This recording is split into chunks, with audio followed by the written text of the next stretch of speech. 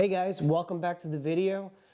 First of all, I want to thank all of you guys. We are reaching 60,000 subscribers.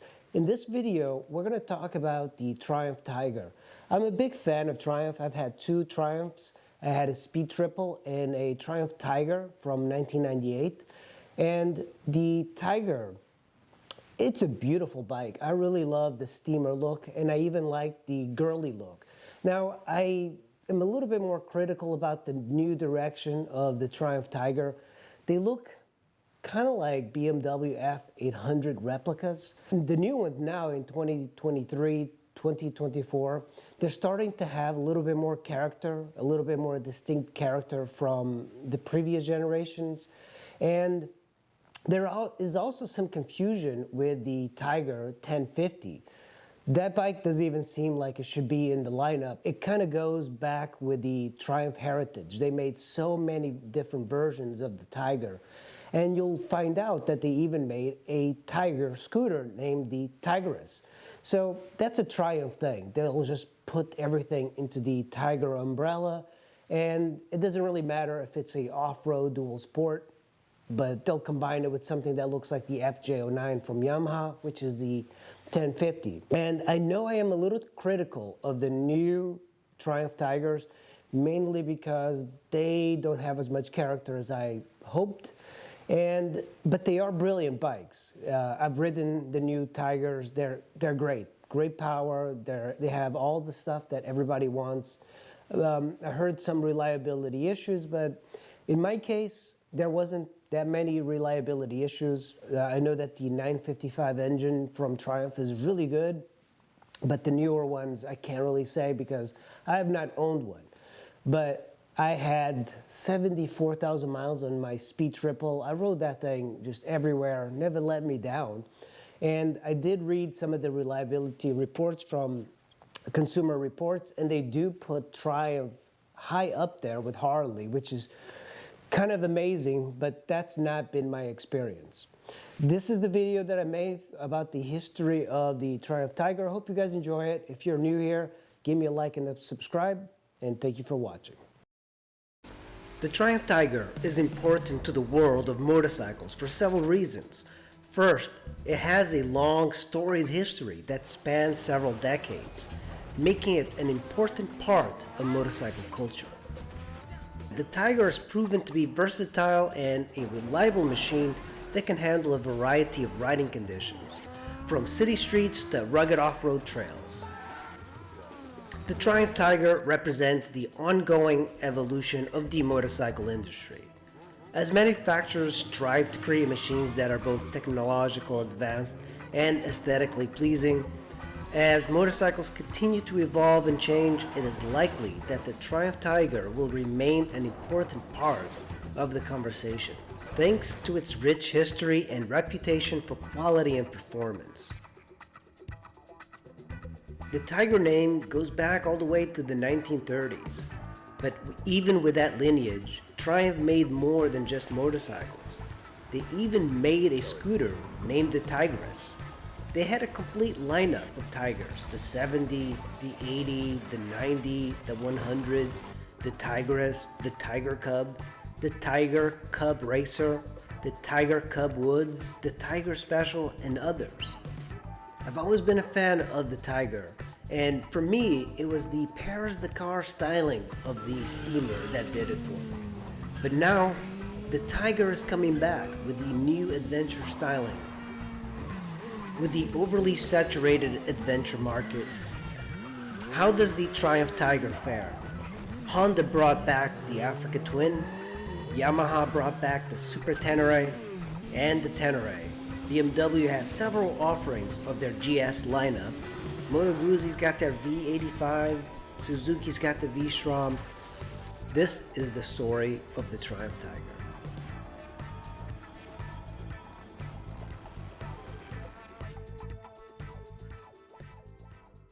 The Tiger insignia was created by the visionary design chief Edward Turner in 1936. This emblem has come to embody the spirit of adventure, speed, and power that Triumph stands for. You can read more about Edward Turner in the official biography by Jeff Clue. Turner joined the Merchant Navy by the age of 16 and quickly became a Marconi wireless telegraph officer.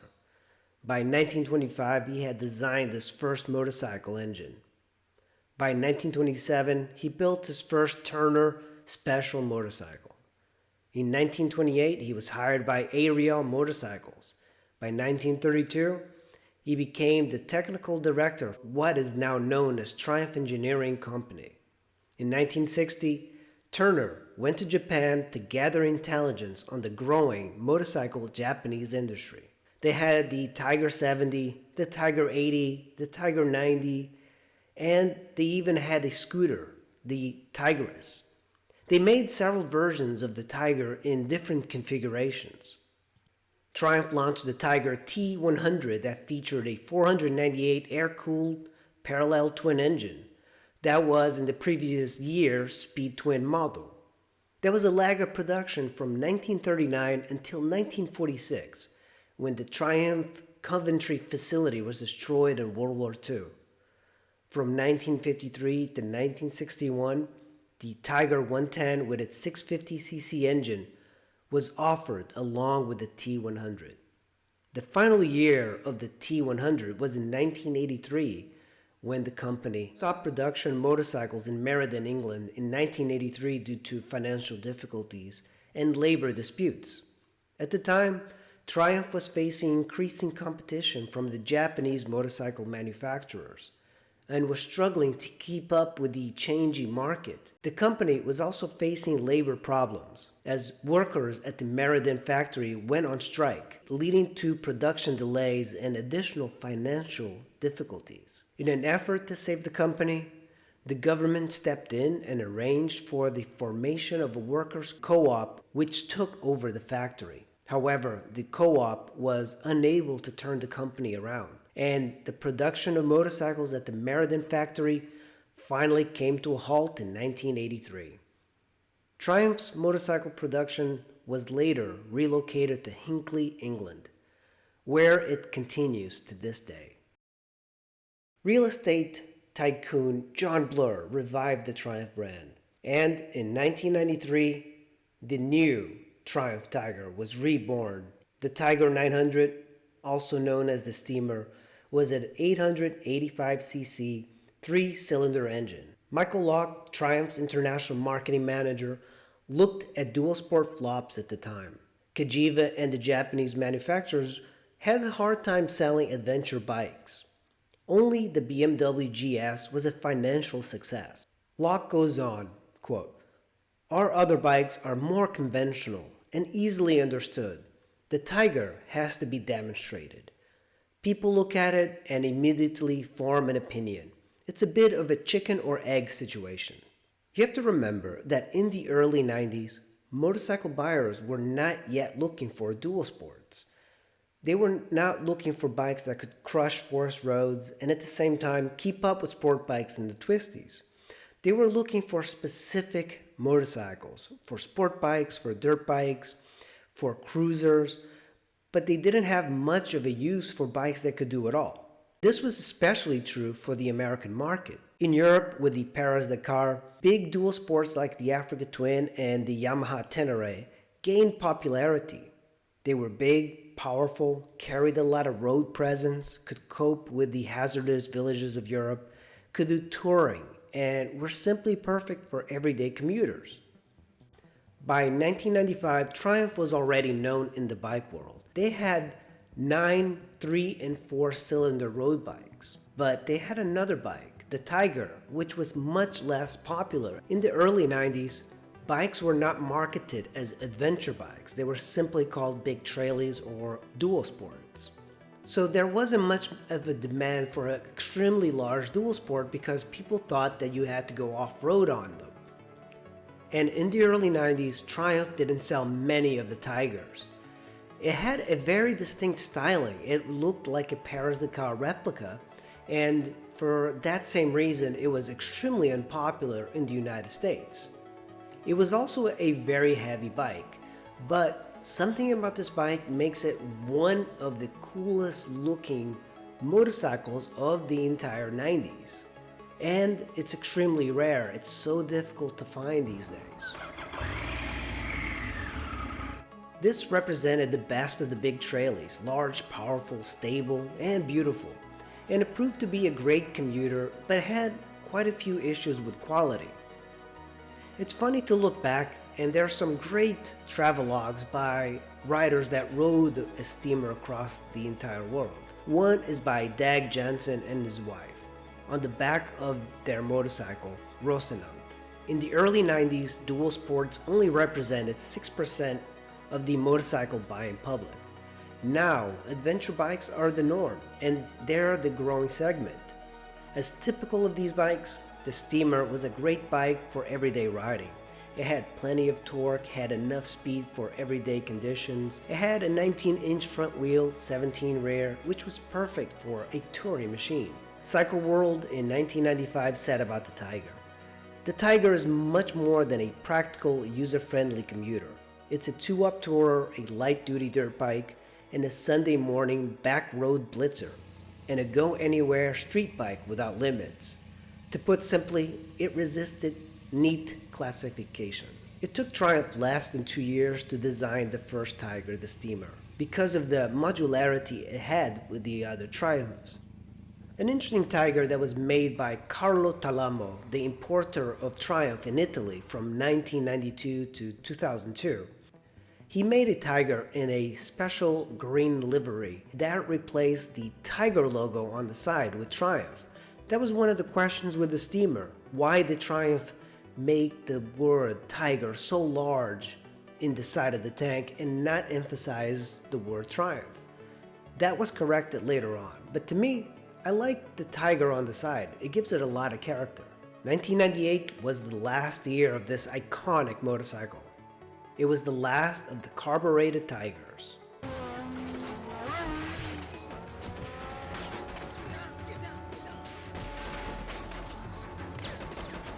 The Triumph Tiger from 1999 to 2000. This was beginning of the new fuel injection system for the Tiger. It was showcased in the Munich show in 1998. They removed the large font of the Tiger and added striped patterns to the tank with the smaller font of Tiger. Competition for the Tiger at the time was the Honda Varadero, the Africa Twin, the Yamaha TDM and Tenere, and the Cagiva Grand Canyon. The Steamer had angular styling. This new bike was cartoony. It was fun. It was completely different than the previous generation. It looked like Triumph abandoned a marketing team for another one. No other bike looks like this even today. It was bold styling, and it was either you loved it or hated it. The only thing that it resembled was the old Tiger was the two round headlights. The symmetrical exhaust was gone, replaced with one single can on the right side. And if you got panniers, the panniers were molded to fit the exhaust. For 2000, the Tiger remained unchanged, except for the new Saga MC1000 control unit, which was more compact and lighter, and they added a new color, Eclipse Blue.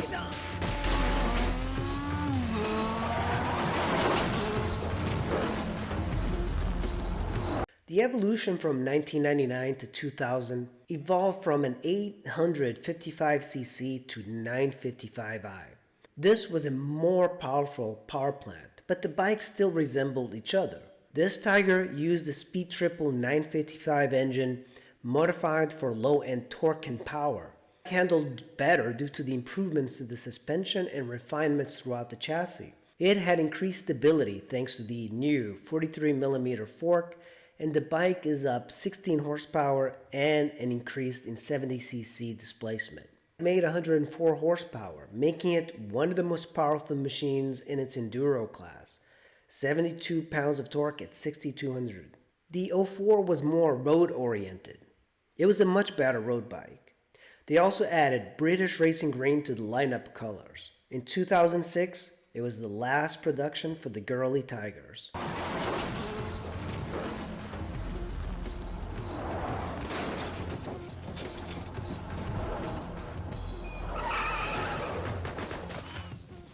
Triumph took a swan dive into a style that had everyone scratching their heads, wondering if they accidentally stumbled into a parallel universe of motorcycle aesthetics. Personally, I'm torn between the charm of the early 90s and the sophisticated girly tigers. But look, there's something enchanting about this lime green oddity that Triumph created in 2001. In a sea of bikes trying to blend in and court the same buyers, the Triumph Tiger stands out like a sore thumb, and I absolutely love it. The styling, utterly unapologetic and quintessentially British. Because who needs subtlety when you can have a lime green Triumph Tiger with stripes? Look, sure, these early tigers are as rare as a unicorn sighting, but fear not, the 955 engine is here to save the day. And it's got tons of reliability that makes other engines question their life choices. You have to admire Triumph for taking such a bold style on the Triumph Tiger. No one could do this. No one could get away with creating a bike like this. It's so different, so interesting. It's uniquely British, as sipping tea in the rain.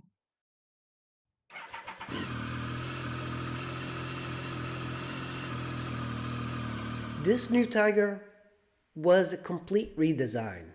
Since the old girly Tigers, it didn't resemble a dual sport or a enduro bike or an adventure bike. It looked like a street bike, an upright street bike. It looked more of a Hornet than a Tiger, and it has styling of a Yamaha Phaser in it as well.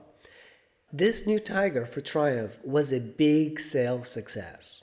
In 2006, there were several sketches released. In the new concepts, you could see upside down forks and a bike that resembled the Daytona 675. It started in August 2003 when Triumph asked for the collaboration of three different agencies for new lines of a new bike.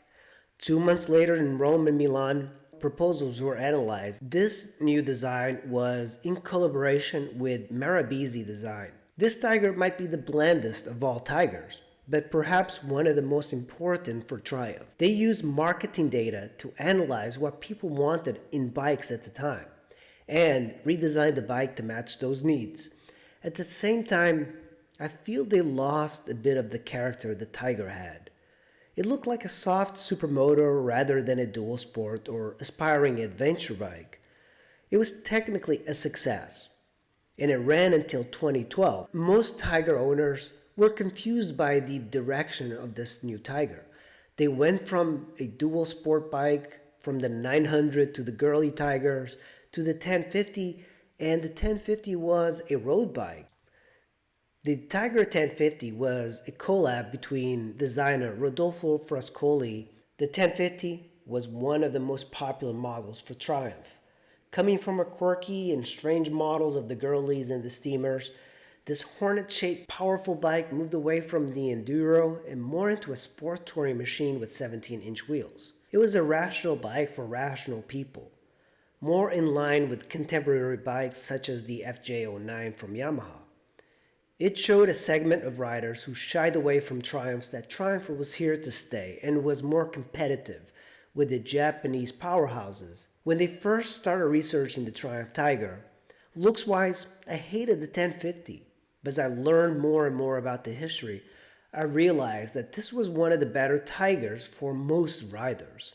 It gets everything most riders want: agility, handling, a great motor capable of stretching roads with the best of sport bikes, but it didn't have that pedigree of adventure. Riders aren't drawn to motorcycles by cold, rational logic. It's the emotional pull, the connection with the bike that seals the deal. Adventure bikes thrive on this sentiment. It's not about embarking on epic journeys, it's about the feeling, the illusion of traversing uncharted territories. The Tiger 1050 achieved significant success, but it seemed like Triumph might have strayed a bit from its foundational essence in the pursuit of boosting sales. Starting in 2012, the Triumph Tiger underwent a transformation that was somewhat anticipated. Faced with the dominance of BMW in the adventure market, Triumph shifted its focus away from the traditional British style, embracing elements of BMW's distinctive and unconventional design. As I set out to create this video, my excitement initially was fueled by the early years of the Triumph Tiger. However, what became apparent was the 1050 model, the Tiger took a completely different path, drawing inspiration from the distinctive style championed by BMW. While this shift may align with some elements of the BMW aesthetic, it's worth acknowledging that Triumph's endeavor to infuse its own uniqueness into the mix, presenting a Tiger that stood out amidst a crowd of similar style motorcycles. The latest Tigers boast impressive attributes. They're lighter, they're more reliable, they're loaded with new features. However, I'll admit, they leave me yearning for something more. There's a certain intangible quality, a soul, a spirit that older ones possessed and the new ones seem to lack. It's what the French describe as je ne sais quoi, that elusive, indescribable essence that's notably absent in the newer models. Triumph's new lineup after 2012 is confusing if you're not a Triumph Tiger connoisseur. But I'll give you a rundown of some of the models. They had the Tiger 800, and it had special editions with XR and XC variants. They had the Tiger Sport. The Sport is still derived from the extremely popular 1050. It's a sporty Yamaha FJ09 tracer sport touring type of machine. And then they have the Tiger 1200 Explorer. That's their largest Tiger with a shaft drive. Recently they have a Tiger 900. The 900 replaced the old 800. Now makers are keen to change the displacement number when they make a new model because that keeps buyers to upgrade more often. These revamped 2012 Triumph Tigers present a much improved aesthetic. However, they still bear a resemblance to the BMW F800s crossed with a Ducati Multistrada. I understand I might be in the minority with these sentiments, but motorcycles, in my perspective, aren't always about rationality.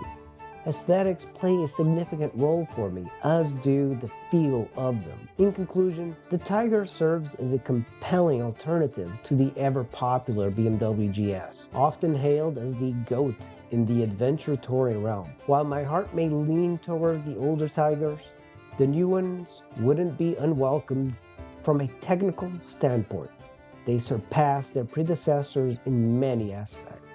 As we wrap up this journey through the evolution of the Tiger, from the early 90s steamers to the more recent Tiger 1200, it's clear how Triumph has adapted to changing times and rider preferences. My personal affection lies with the early Tigers, each carrying a unique charm. But here's a playful thought. Amidst the Tigers and the Girlies, there's a missing link, the Tigress. Triumph, when can we expect a Tigress scooter to join the lineup? Now, that would be a delightful addition. That was the history of the Triumph Tiger in a nutshell. If you go back to the 70s, 80s, there's so much history on these British bikes. Triumph made a huge comeback. It came back from the dead, and it's now everywhere. People love Triumphs, and for good reason. It's almost like an exotic motorcycle without the crazy, unreliable quirks of a European maker. So in that way, it makes complete sense. It's as if you're riding something completely unique and new. Especially if you're coming from a Japanese bike, you'll understand it a little bit more than buying like a Ducati or a BMW. I hope you enjoyed this video. Make sure you hit like and subscribe. It really helps out the algorithm, and I'll see you in the next video.